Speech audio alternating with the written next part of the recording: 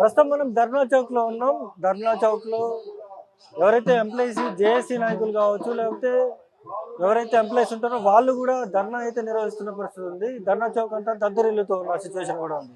దీనికి సంబంధించి ఒక పాట రూపంలో తెలుసుకునే ప్రయత్నం చేద్దాం. మనతో పాటు అన్నాడు అన్న, ఒక పాట రూపంలో. ఓకే అన్న, వాస్తవానికి కూడా మరి కేంద్ర ప్రభుత్వం అయితేనేమి, రాష్ట్ర ప్రభుత్వం అయితేనేమి బడుగు బలైన వర్గాలకు ఇచ్చినటువంటి హామీలను అమలయ్యేటట్టుగా చూడాలి. దయచేసి కూడా స్వతంత్రం వచ్చి 79-80 ఏళ్ళు అయినా కానీ ఓట్లేసే యంత్రాలుగానే చూస్తున్నారు. బీసీ, ఎస్సీ, ఎస్టీ మైనారిటీలు తప్ప అక్కడో ఇక్కడో మైనారిటీలకు న్యాయం జరుగుతుంది కానీ బీసీ, ఎస్సీ, ఎస్టీలకు మరి న్యాయం జరుగుతా లేదు. దయచేసి కూడా ఆలోచన చేయాలి. ఓట్లేసే యంత్రాలుగా చూస్తున్నారు కాబట్టి ఈ రాజకీయ నాయకులు ఇంకా భవిష్యత్తులో ఉండాలి, వాళ్ళ ప్రభుత్వాలు ఉండాలంటే ప్రజలకు న్యాయం చేయాలని కోరుకుంటూ మరి 8,500 కోట్ల బకాయి కూడా ఫీజు ఇయ్యలే. మరి విద్యార్థులు ఎట్లా చదువుకుంటారు? స్కాలర్షిప్లు వస్తే వాళ్ళు మంచిగా చదువుకుంటారు. వాళ్ళకి మరి అమ్మ నాన్నలు వ్యవసాయం చేస్తే గిట్టుబాటు ధర లేదు, వర్షాలు రాక ఒకకాడ వర్షాలు వచ్చి ఒక కాడ అన్నమో రామచంద్ర లెక్క ఉన్నది. కాబట్టి ఈ రాజకీయ నాయకులు ఎట్లున్నారంటే ఒకసారి మీకు జజనక జనారే నగారే డప్పు కొట్టు, మా పల్లె బతుకుల్లో రేలారే గజ్జగట్టు. జజనక జనారే నగారే డప్పు కొట్టు, మా పల్లె బతుకుల్లో రేలారే గజ్జగట్టు. బడికి పంపించాలంటే ఫీజు లేబోలేడన్నా, చేయాలది చేరంగానే మోయాలేని బ్యాగులన్నా. బడికి పంపించాలంటే ఫీజు లేబోలేడన్నా, ఎలికేజీ చేరంగానే మోయాలేని బ్యాగులన్నా. చదువులందరి విద్యలందరికి పంచామంటే విద్యనే వ్యాపారము తెరిచాల్.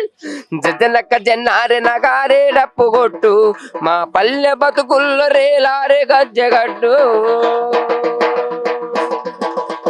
కూలీలా కలరంతా సాలి సాలి బతుకేరన్నా, బీదా సాదా బతుకులు బీడు బడ్డా నేలన్నా.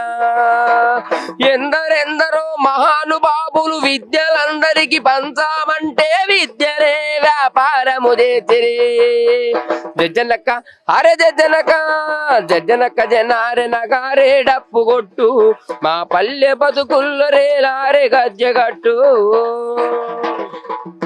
వాస్తవానికి ఎల్కేజీ యూకేజీ చేరంగానే మోయలేని బ్యాగులు ఉన్నాయి.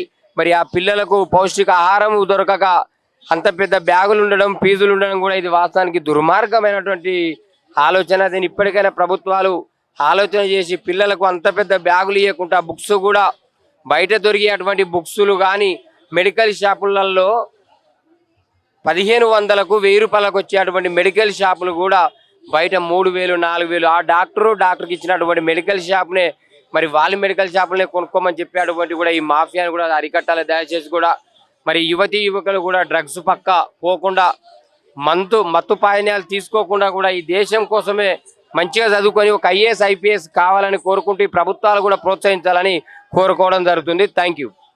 ఇప్పుడు మీరు ప్రభుత్వ వ్యతిరేక విధానాలకి ఎక్కువగా పాటలు పాడుతూ ఉంటారు. ఇప్పుడు కాంగ్రెస్ ప్రభుత్వం వచ్చిన దగ్గర నుంచి ఈ ఫీజు రియంబర్స్మెంట్ కావచ్చు, ఇవన్నీ కూడా ప్రభుత్వం పట్టించుకోని పరిస్థితి ఉంది.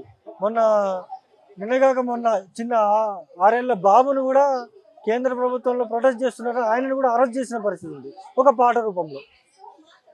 ఓకే అయితే వాస్తవానికి ఏదైనా కేంద్ర ప్రభుత్వమైనా రాష్ట్ర ప్రభుత్వమైనా ఈ సమాజం కోసం పనిచేయాలని చెప్పడంగా మా వంతుగా ఒక ఉద్యమ కవి గాయకులుగా ఉండడం తప్ప వారికి వ్యతిరేకం కాదనేది ఏం కాదు.